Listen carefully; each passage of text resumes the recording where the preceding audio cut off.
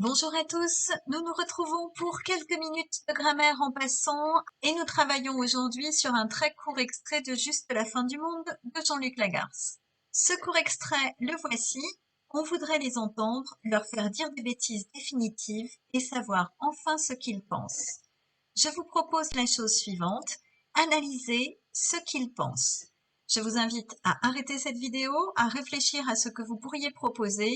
Quant à moi, je me lance immédiatement dans la correction. Première chose que je remarque, c'est qu'on a un groupe organisé autour d'un verbe conjugué au présent de l'indicatif, le verbe penser. Il s'agit donc d'une proposition. Cette proposition, elle ne peut pas exister toute seule, ce qu'il pense. Il s'agit donc d'une proposition subordonnée. Il faut ensuite s'intéresser au mot qui permet d'introduire cette proposition subordonnée pour essayer de comprendre à quel type de subordonnée on a affaire. Le mot qui introduit la proposition, c'est que.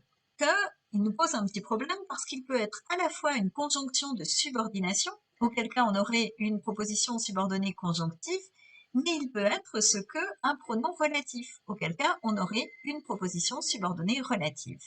La question que je me pose alors est de savoir si ce mot introducteur que joue un rôle ou pas dans la subordonnée. Et je m'aperçois que le que joue ici un rôle dans la subordonnée.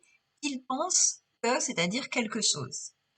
On a donc affaire à une proposition subordonnée relative. Et vous remarquez que cette proposition subordonnée relative n'a pas d'antécédent, véritablement, sauf si vous considérez que ce est un antécédent, mais c'est un antécédent un peu étrange puisqu'il est vide de sens. Nous en avons terminé avec cette très courte séance de grammaire en passant.